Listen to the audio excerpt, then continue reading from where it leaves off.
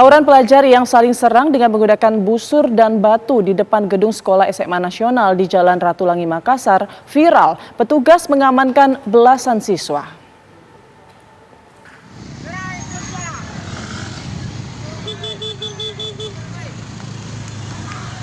Dalam video berdurasi 40 detik, terekam sejumlah pelajar di Kota Makassar menggunakan sepeda motor menyerang gedung sekolah SMA Nasional Jalan Ratulangi, Makassar.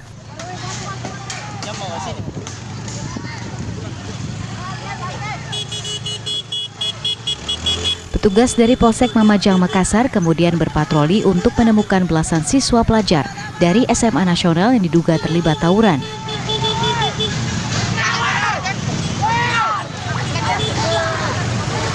Dari hasil patroli tersebut, petugas mengamankan belasan siswa yang nongkrong di pinggir jalan.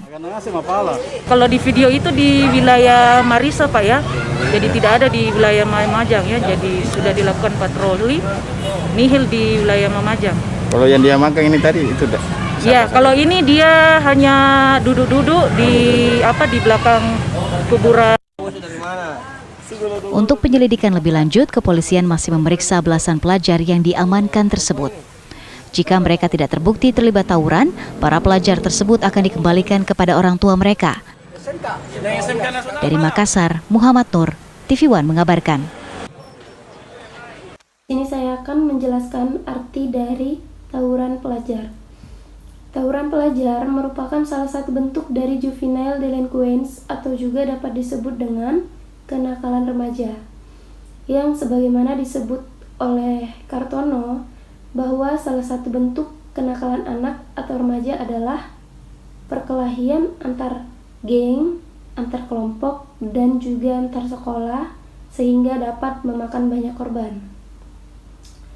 Tawuran juga dapat dikatakan dengan tindakan anarkis yang dilakukan oleh dua kelompok dalam bentuk perkelahian massal di tempat umum sehingga menimbulkan keributan dan juga rasa ketakutan pada warga yang ada di sekitar tempat kejadian karena adanya perkara tawuran tersebut. Terima kasih. Tawuran pelajar masuk ke dalam bentuk kenakalan remaja karena dianggap telah melakukan suatu pelanggaran terhadap norma-norma yang ada di masyarakat, baik norma hukum maupun norma sosial. Sering berkelahi seperti tawuran ini merupakan salah satu dari gejala kenakalan remaja. Dalam kehidupan para remaja seringkali diselingi hal-hal yang negatif dalam rangka penyesuaian dengan lingkungan sekitar, baik lingkungan dengan teman-temannya di sekolah maupun lingkungan pada saat dia di rumah. Perkelahian atau tawuran pelajar termasuk yaitu kenakalan yang menimbulkan korban fisik. Pelajar memiliki karakter yang berbeda-beda karena mereka berasal dari lingkungan yang berbeda-beda. Lingkungan itulah yang membentuk pribadi siswa itu sendiri. Dari aspek psikologis, pelajar yang memasuki masa remaja mulai mencari identitas sehingga masa ini mempunyai pribadi yang sangat labil, baik dalam pemikiran, perasaan, atau emosionalnya. Mereka mulai menginginkan kebebasan emosional dari orang tua dan mulai mengingatkan dirinya dengan kehidupan per grup, sehingga pada masa ini kehidupan kelompok sebaya menjadi sangat penting. Proses pencarian identitas diri inilah yang sering menyebabkan para pelajar melakukan berbagai tindakan kenakalan, diantaranya adalah tawuran. Faktor yang mempengaruhi terjadinya tawuran, yang pertama ada faktor internal. Faktor internal ini terjadi di dalam diri individu itu sendiri yang berlangsung melalui proses internalisasi diri yang keliru dalam menyelesaikan permasalahan di sekitarnya dan semua pengaruh yang datang dari luar. Para pelajar yang melakukan perkelahian akan lebih tergesa-gesa dalam memecahkan segala permasalahan tanpa berpikir terlebih dahulu apakah akibat yang akan ditimbulkan. Selain itu, ketidakstabilan emosi mereka juga memiliki andil dalam terjadinya perkelahian. Mereka biasanya mudah frustasi, tidak mudah mengendalikan diri, tidak peka terhadap orang-orang di sekitarnya. Seseorang pelajar biasanya membutuhkan pengakuan kehadiran dirinya di tengah-tengah orang-orang di sekelilingnya. Jadi, mereka mempraktekkan konflik batinnya untuk mengurangi beban tekanan jiwa sendiri lewat tingkah laku agresif, impulsif, dan primitif. Oleh karena itu, Kejahatan mereka pada umumnya erat berkaitan dengan temperamen, konstitusi kejiwaan yang galau, konflik batin, dan frustasi yang akhirnya ditampilkan secara spontan keluar. Ada juga faktor eksternal. Faktor eksternalnya adalah faktor yang datang dari luar individu, yaitu pertama, faktor keluarga. Keluarga adalah tempat di mana pendidikan pertama dari orang tua diterapkan. Jika seorang anak terbiasa melihat kekerasan yang dilakukan di dalam keluarganya, maka setelah ia tumbuh menjadi remaja, maka ia akan terbiasa melakukan kekerasan karena inilah kebiasaan yang datang dari keluarganya. Kondisi keluarga yang berantakan atau broken home. Kondisi keluarga yang berantakan merupakan cerminan adanya ketidakharmonisan antara individu. Dalam lembaga rumah tangga, hubungan suami istri yang tidak sejalan yang ditandai dengan pertengkaran, percekcokan maupun konflik terus-menerus. Yang kedua ada faktor sekolah. Semakin dewasa ini sering terjadinya perlakuan guru yang tidak adil, hukuman yang kurang menunjang tercapainya tujuan pendidikan, ancaman dan penerapan disiplin terlalu ketat, disharmonis hubungan siswa dan guru, kurangnya kesibukan belajar di rumah. Proses pendidikan yang kurang menguntungkan bagi perkembangan jiwa anak kerap kali memberikan pengaruh kepada siswa untuk berbuat nakal, sering disebut kenakalan remaja. Dalam sekolah, terjadinya interaksi antara remaja dengan sesamanya, juga diinteraksi antara siswa dengan pendidik. Interaksi yang mereka lakukan di sekolah sering menimbulkan akibat sampingnya yang negatif. Yang ketiga, faktor lingkungan masyarakat. Lingkungan masyarakat yang tidak atau kurang menentu bagi prospek kehidupan masa mendatang, seperti masyarakat yang penuh spekulasi, korupsi, manipulasi, gosip, isu-isu negatif, atau destruktif. Perbedaan terlalu mencolok antara si kaya dan si miskin, dan sebagainya. Sebagai proses asosiasi yang diferensial, karena apa yang dipelajari dalam proses tersebut sebagai akibat interaksinya dengan pola-pola perilaku yang jahat.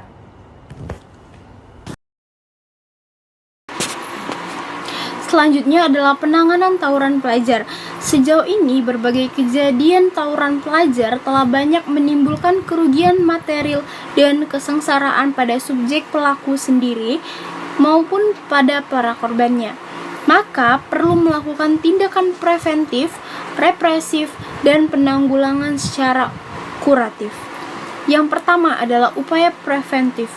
Tindakan preventif yaitu segala tindakan yang mencegah timbulnya kenakalan-kenakalan. Upaya preventif ini dibedakan menjadi dua. Yang pertama adalah upaya pencegahan timbulnya tawuran pelajar secara umum, yang meliputi berusaha mengenal dan mengetahui ciri umum dan khas pelajar, mengetahui kesulitan-kesulitan yang dialami oleh para pelajar, dan usaha pembinaan pelajar. Yang kedua, upaya pencegahan timbulnya tawuran pelajar secara khusus, yang meliputi di sekolah. Pendidikan mental ini khususnya dilakukan oleh guru pembimbing, atau psikolog sekolah bersama para pendidik lainnya. Usaha para pendidik harus diarahkan terhadap si pelajar dengan mengamati, memberikan perhatian khusus, dan mengawasi setiap penyimpangan tingkah laku mereka di rumah dan di sekolah. Yang kedua adalah upaya represif. Usaha untuk menindak pelanggaran norma-norma sosial dan moral dapat dilakukan dengan cara mengadakan hukuman terhadap setiap perbuatan atau pelanggaran. Yang terakhir adalah tindakan kuratif dan rehabilitasi. Tindakan kuratif dan rehabilitasi dilakukan setelah tindakan pencegahan lainnya dilaksanakan dan dianggap perlu mengubah tingkah laku pelajar itu dengan memberikan pembinaan secara khusus oleh lembaga khusus atau perorangan yang ahli dalam bidang ini. Selanjutnya ada beberapa pihak yang terkait dengan penanganan masalah tawuran pelajar. Tawuran pelajar biasanya ditangani langsung oleh orang yang berkepentingan atau pihak yang bersangkutan. Yang pertama adalah pihak sekolah, misalnya membolos ditangani oleh kepala sekolah. Yang kedua adalah orang tua atau keluarga, misalnya kabur dari rumah dan bergaul dengan orang yang tidak disetujui oleh orang tua. Yang ketiga adalah aparat penegak hukum. akibat yang dapat ditimbulkan dari terjadinya tawuran. Kenakalan remaja yang tergambarkan dalam tawuran pelajar tersebut telah banyak mengakibatkan timbulnya akibat yang terjadi antar pelajar. Akibat yang ditimbulkan dari terjadinya tawuran antar pelajar tersebut salah satunya yaitu pelajar akan mendapatkan kerugian karena akan saling merugikan satu sama lain. Yang kedua, pelajar akan mendapatkan akibat yang setimpal. Misalkan, pelajar tersebut melakukan pelemparan batu apabila mengenai kepala maka menjadi bocor. Yang ketiga, akan mengalami resiko mendapat cemoohan dari masyarakat luas. Dan yang terakhir, akan mendapat skorsing atau dikeluarkan dari sekolah atau universitas yang bersangkutan. Perkelahian antar pelajar yang banyak terjadi di Indonesia menyebabkan keprihatinan dan kecemasan bagi banyak pihak. Kenakalan remaja yang tergambarkan dalam tawuran pelajar tersebut telah banyak mengakibatkan dampak negatif bagi pelajar secara individu maupun pihak lainnya.